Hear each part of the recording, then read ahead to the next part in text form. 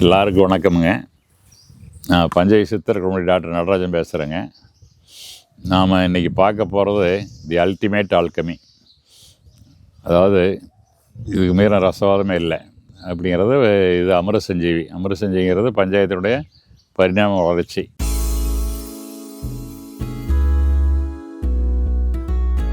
அமிர்தசஞ்சீவி என்ன அப்படின்னா, முதல்ல பஞ்சை விவசாயத்தை பயன்படுத்துகிறான், கால்நடை பயன்படுத்துகிறான். அது அப்படியே வளர்ந்து அமிர்தசஞ்சீவியாக பரிணாமம் எடுத்திருக்குது. இப்போ நம்ம உருவாக்குனதில் ரொம்ப சிறந்த மருந்து, மனிதர்களுக்கான மருந்து அமிர்தசஞ்சீவி. பஞ்சகத்தில் பார்த்திங்கன்னா உங்களுக்கு அந்த சாணி வாசம், மூத்திர வாசம்லாம் இருக்குது, சுத்தமாக இருக்குது. அது விவசாயத்துக்கு பயன்படுத்துறது. இதில் அது எல்லாமே சுற்றி வெண்ணி, எந்த வாசம் இல்லாமல் மூலிகையெல்லாம் சேர்த்து அதனுடைய சக்தி அதிகப்படுத்தி, வீரியத்தில் அதிகப்படுத்தி நம்ம தயார் பண்ணது தான் அமிர்தசஞ்சீவி. அதாவது பசுமாட்டுடைய 5 பொருள் கூட பலரசங்கள், மூலிகை சாறுகள், இது மாதிரி நிறைய சேர்த்து உருவாக்கியிருக்கிறோம். இது மருந்துலாம் இதுதான் மாமருந்து. இதுக்கு மேலே மருந்து வேறு மருந்து எதுவும் இல்லை. ஏன் அப்படின்னா, இது குணமாகாத வியாதியில் இல்லை அப்படின்னு சொல்கிறாங்க. அப்புறம் இது அடுத்து என்ன பண்ணுது அப்படின்னா, இது மருந்து அப்படின்னா, மருந்துக்கு இலக்கணம் சொல்கிறார். யார்? திருமூலர் இலக்கணம் சொல்கிறார். என்ன சொல்கிறார் அப்படின்னா, மறுப்பது உடல்நோய் மருந்து எனலாகும், மறுப்பது உடல்நோய் மருந்து எனலாகும், மறுப்பது இனிநோய் வாராதிருப்ப, மறுப்பது சாவை மருந்து எனலாகுமே அப்படின்னா ஒரு பாட்டு சொல்ல. மருந்துக்கு இலக்கணம். அதாவது மறுப்பது உடல் நோய் அப்படின்னா, உடலுக்கு வரக்கூடிய நோய்களெல்லாம் வராமல் தடுக்கிறது. இல்லைன்னா அதை சரி பண்ணுறது. அதாவது மறுப்பது உடல்நோய், உடல்நோய் சரி பண்ணுறது. ரெண்டாவது மனநோய், மனவியாதிகள், அதையும் சரி பண்ணணும். அது மறுப்பது உடல்நோய் மருந்து நல்லாகும், அதையும் சரி பண்ணணும். மூணாவது மறுப்பது இனிநோய் வராதிருப்ப, நோய் எதிர்ப்பு சக்தி கூட்டுறது. அதாவது நம்ம தடுப்பூசிலாம் போடுறோம்ல, கொரோனாவுக்கு தடுப்பூசி போட்டோம், உங்களுக்கு குழந்தைகளுக்கெல்லாம் டிபிடின்னு போடுறோம், அப்புறம் அம்மைக்கு ஊசி போடுறோம், எத்தனை தடுப்பூசி, நிறைய தடுப்பூசி போடுறோம்.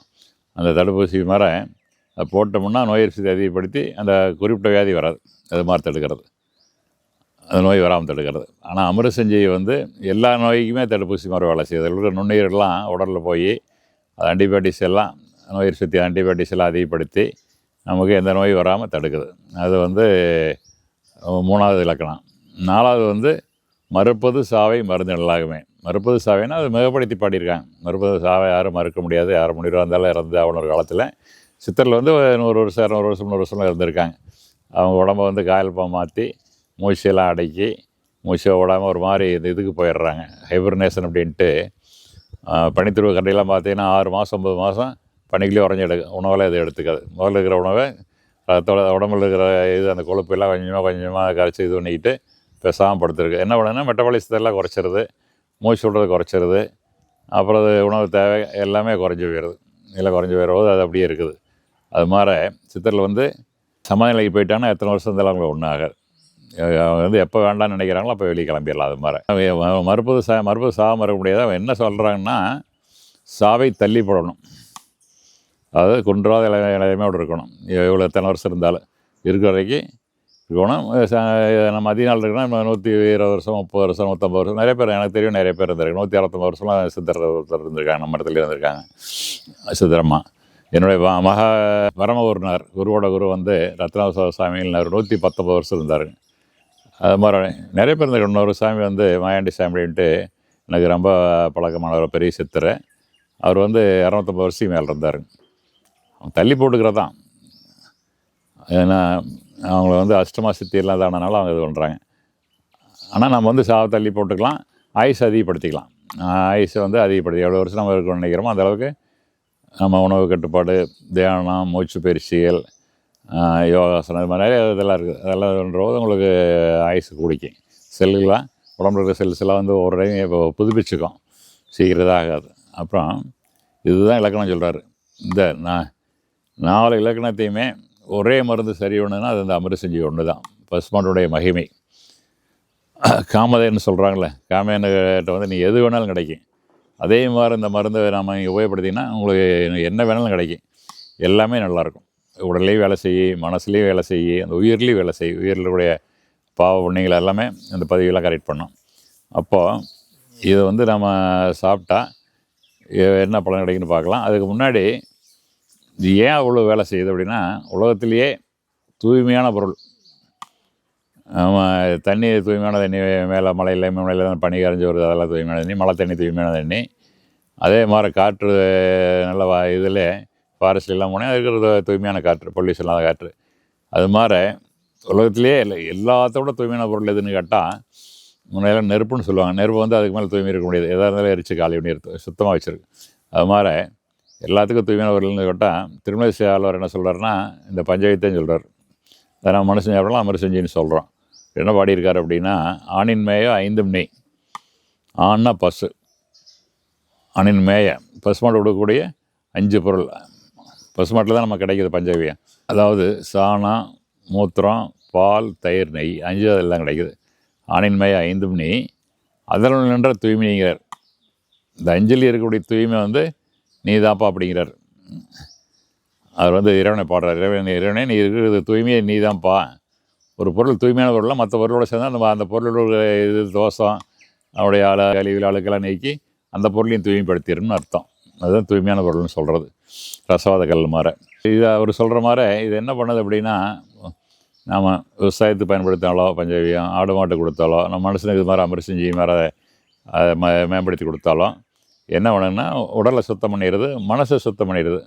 உடலில் இருக்கிற கழிவுகளை வெளியேற்றி, சிறுநீர் மலங்களை எல்லாம் வெளியேற்றி, வேர்வையில் இதாகி உடலை சுத்தம் பண்ணுது, ரத்தத்தை சுத்தம் பண்ணுது. அடுத்தது வந்து மனசில் மன அழுத்தங்கள், கவலைகள், பயங்கள், இது மாதிரி எல்லா பிரச்சனையும், குழப்பங்கள், டென்ஷனு, இது மாதிரி எல்லா பிரச்சனையும் சரி பண்ணி மனசை வந்து தளர்த்தி சந்தோஷம் வச்சுருக்கு. அதாவது மைண்ட் ரிலாக்ஸ் ஆகிடுது. ரிலாக்ஸ் ஆகிறபோது உங்களுக்கு எந்த பிரச்சனையும் இருக்காது. அதே மாதிரி ஆழ்ந்த தூக்கம் வரும். கண்ட கனவெல்லாம் வராது. பயந்துக்கிட்டு சாமத்தில் கத்துவாங்க சில பேருக்கு, கெட்ட கனவெல்லாம் கண்டுட்டு. அதனால் எதுவுமே வராது. அதனால் அது வந்து அது ஒன்று. 3வது எப்படி ஆத்மா வேலை செய்யணும், பல வினைகள் புலம்புறான்ல, ஒரு கேன்சர் கேஸு மற்ற கேஸில் ரொம்ப வலி தாங்க முடியலன்னா என்ன பாவம் பண்ணுமோ நம்ம இத்தனை கஷ்டப்படணும்னு புலம்புறான். அதுக்கு வந்து முன்னேறலாம் சாஸ்திரத்தில் என்ன சொல்லியிருக்காங்கன்னா, பல வினைகள் சொல்கிறாங்க. நம்ம சைவ சித்தாந்தத்தில் எல்லாத்துலேயும் என்ன சொல்கிறாங்கன்னா, பல வினைகள், பல பிறவியில் நம்ம செஞ்சது, முன்னோர்கள் செஞ்சது எல்லாமே நம்ம செல்ஸ் அணுக்களில் வந்து ஜீன்ஸில் பதிவாகிருக்குது. பதிவானது வந்து இப்போ கம்ப்யூட்டரில் ப்ரோக்ராம் போட்டு பதிவானால் அது ப்ரோக்ராம் படி தான் கம்ப்யூட்டர் ஆப்ரேட் பண்ணணும், ஆப்ரேட்டிங் சிஸ்டம். அது மாதிரி அது அந்த காலகட்டத்தில் அதுக்கு உண்டான வியாதி, ஒரு கஷ்டம் நஷ்டம், ஒரு சந்தோஷம், ஒரு பண வருமானம், சில சமயத்தில் பண இழப்பு, அந்த ப்ரோக்ராம் படி அது நடந்துக்கிட்டே இருக்குது. அதை வந்து சரியணும் அப்படின்னா வேதத்திரி மாதிரி என்ன சொல்கிறார், பாவ பதிவுங்கிறார். இந்த பாவமெல்லாம் ஜீன்ஸில் பதிவாயிருது. அதை வந்து இயற்கையாக சரி பண்ணோன்னா 7 தலைமுறை ஆமாம், தொடர்ச்சி 7 தலைமுறைக்கு அப்புறம் தான் அது இது மாறுங்கிறாங்க. ஆட்டோமேட்டிக் டிசீஸில் போகிறது அது பரம்பரையாக வர நிறைய வேதி இருக்குது. ஆஸ்மா, அப்புறம் சில பேருக்கு சக்கரை வேதி குடும்பத்துலேயே வரிசையாக வரும். அதெல்லாம் செய்தாருன்னா 7 தலைமுறை தாண்டி அப்புறம் தான் அது மறையுமா. அப்போ அது சரி பண்ணுறதுக்கு என்ன பண்ணுறங்க, என்ன சொல்கிறாங்கிறாரு வேதத்திரி மாதிரி என்ன சொல்கிறாரு, இதை வந்து நீங்கள் தியானம் பண்ணி தியானம் பண்ணி அதை ஒன்றா டெலீட் பண்ணுங்கள். அப்போ நம்ம செல்ஃபோன் இருக்குது, செல்ஃபோனில் வந்து நிறைய ஜங்கெல்லாம் சொன்னால் ஸ்லோ ஆகிடுது. அப்போ என்ன பண்ணுறோம், நிறைய தேவையில்லாதெல்லாம் வந்து டெலீட் பண்ணுறோம். டெலீட் பண்ணி அதெல்லாம் சுத்தம் பண்ணுறோம், ஆஃப் பண்ணி எல்லாம் ஆன் பண்ணுறோம். இது மாதிரி பண்ணுற போது அப்புறம் திரும்ப நல்லா இயங்க ஆரம்பிச்சிடுது. அதே மாதிரி வந்து அதெல்லாம் தியானம் பண்ணி டெலீட் பண்ணிகிட்டே போனீங்கன்னா அந்த பாவப்பகுதியெல்லாம் கிளியர் ஆகிரும். சரியாயிட்டது அப்படின்னா உங்களுக்கு வாழ்க்கை நல்லாயிருக்கும், சந்தோஷமாக இருக்கும், அமைதியாக இருக்குன்னு அவர் சொல்கிறார். காஞ்சி மகாபிரியர் சந்திரசேகரேந்திர சரஸ்வதி சுவாமியில் என்ன சொல்கிறார் அப்படின்னா, ஒரு வெங்காயம் வேண்டாம், பஞ்சாயத்து கொடுறான், எல்லாம் சரியாக இருக்கிறார், எல்லா தோஷம் போயிருக்கிறார். அதனால தான் நமக்கு வந்து வீட்டில் கிரகப்பிரவேசம், ஐயர் வீட்டிலாம் பூணல் கல்யாணம், கோயிலில் சிவராத்திரி, பிரதோஷம் அப்போல்லாம் கணபதி ஹோமம், வீட்டில் கணபதி ஹோமம்லாம் வளர்த்துறான். அது மாதிரி வீடு கட்டினதுக்கப்புறம் கணபதி ஹோமம்லாம் வளர்த்துறான்.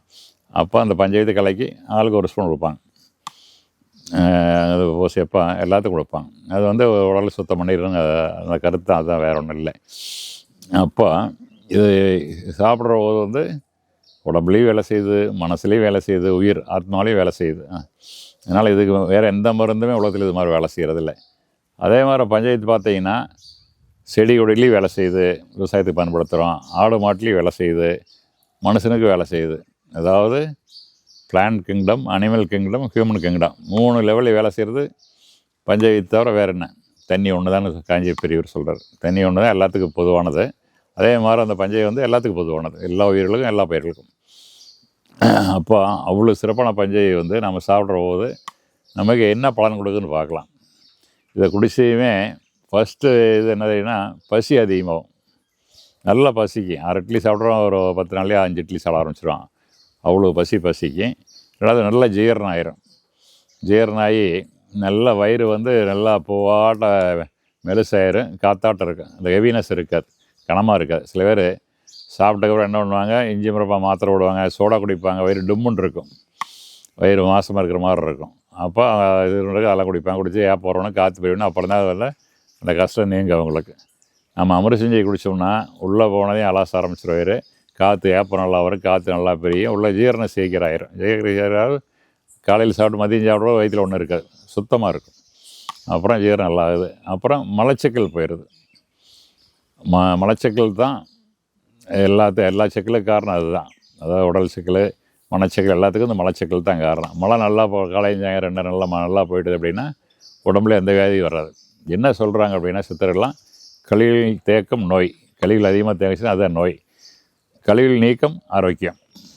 இப்போ நம்ம வந்து இதில் வந்து என்ன பண்ணுறோன்னா, இதை சாப்பிட்ற போது கழிவு நல்லா வெளியேறுது, சிறுநீர் நல்லா போகுது, உங்களுக்கு வந்து மழை நல்லா போகுது, வேர்வை நல்லா வருது, பித்த நீர்லாம் அதை சொந்த பித்தல் அதெல்லாம் கழிவுலாம் வெளியே வருது. ஒவ்வொரு வகையிலையுமே நம்ம அந்த கழிவில் வெளியே வரும்போது உடல் சுத்தமாகுது, ஆரோக்கியமாகுது உண்டு. அப்புறம் அடுத்தது என்ன பண்ணணும்னா, ரத்தத்தை சுத்தம் பண்ணுறது. ரத்தத்தில் இருக்கிற கொலஸ்ட்ரால், கெட்ட கொலஸ்ட்ரால், மற்ற இது எல்லாமே அது காமலையில் இருந்தாலும் அது காமலை ஜாண்டிஸ் இருக்குது, பிளிருபின் இருக்குது, அது மாதிரி சத்துலாம் அதெல்லாம் ரத்தத்தில் இருக்கிற எல்லா இதையும் கெட்டதையும் சுத்தம் பண்ணிடுது, ரத்தம் சுத்தமாகிடுது. ரத்தம் சுத்தமாக ரத்த ஓட்டம் நல்லா ஓடும்.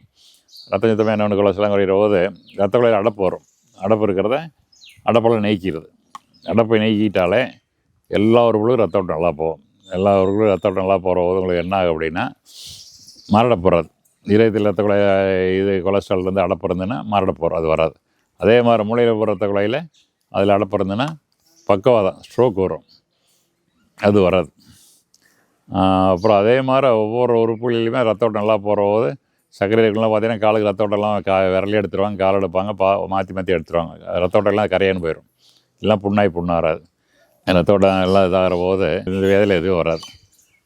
அப்புறம் இது என்ன பண்ணுதுன்னா, அதாவது எல்லோரும் வந்து இந்த உடலுக்கு சிரசே பிரதானமாங்க. நாம் சொல்கிறது, நான் என்ன சொல்கிறது அப்படின்னா, உடலுக்கு பிரதானம் குடல் தான், இறப்பை குடல் தான் இந்த உடலுக்கு பிரதானம், சிரசெல்லாம் அப்புறம்தான். என்ன காரணம் அப்படின்னா, இந்த குடல் என்ன பண்ணுன்னா, பூமியில் நாம் வந்து இயற்கை விவசாயத்தில் நிறைய பேசிக்கிட்டு இருக்கிறோம். பூமியில் இயற்கையாக விவசாயம் பண்ணி நல்லா அந்த மண் வளமாயிட்டுதுன்னா நீ எதுவும் செய்யாமல் தானாக விளைச்சல் வரும். ஃபாரஸ்ட்டில் இருக்கிற மாதிரி, வனத்தில் அது மாதிரி தான், அந்த இலையெல்லாம் மக்கி விழுந்து அந்த மிருகங்கள்லாம் போடுற கழிவுகள், அந்த குருவிலாம் போடுறது, எச்சம் எல்லாமே மக்கி அந்த இது வனத்துக்குள்ளே நடந்து போனீங்கன்னா, காட்டுக்குள்ளே நடந்து போனீங்கன்னா மெத்துன்னு இருக்குது, பஞ்சு மேலே நடக்கிற மாதிரி இருக்கும்.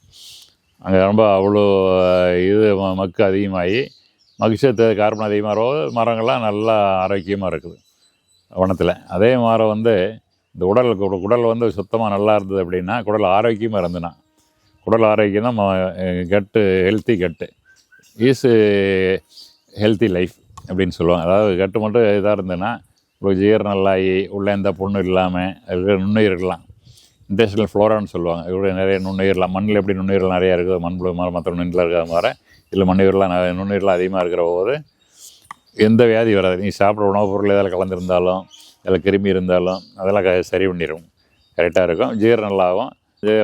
இது வந்து அது சத்தெல்லாம் வந்து உறிஞ்சி கொடுக்கும், உடலுக்கு நல்லா சேரும். இல்லைன்னா உங்களுக்கு இடத்துல அதெல்லாம் சேராத சத்து குறையோட வந்துடும், அது மாதிரி வந்துடுது. அதனால் வந்து கட்டு ஹெல்த்து பாய்ச்சி அப்படின்னா உங்களுக்கு என்ன பண்ணும் அப்படின்னா, அல்சர் வரும், ஆசிட் அதிகமாக சுரக்கும், அல்சர், குடல் புண்ணு வரும் இறப்பையில். அப்புறம் எசாபேகஸில் புண்ணு வரும், அதாவது உணவு குழாயில் புண்ணு வரும். அப்புறம் சிறுகுடலில் வரும், பெருங்குடல் வரும்.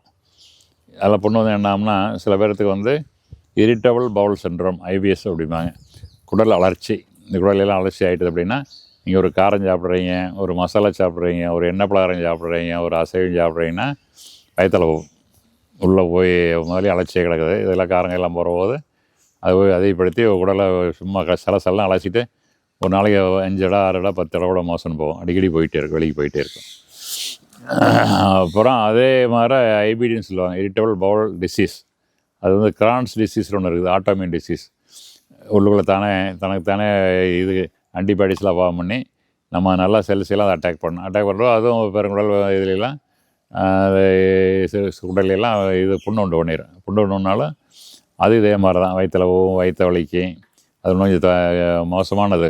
ஐபிஎஸ் காரமடை இல்லாமல் இருந்தால் கூட ஓரளவு சமாளிச்சுட்டு போயிடலாம். அது வந்து அதுக்கு மருந்து கொடுப்பாங்க சப்ரஸ் பண்ணுறதுக்கு. அலோபதி மருந்து கொடுப்பாங்க. அது ஐஸ்கிரீம் சாப்பிட சொல்லுவாங்க. சைடெல்லாம் கொடுப்பாங்க. எல்லாம் சைடு எஃபெக்ட் ரொம்ப அதிகம்.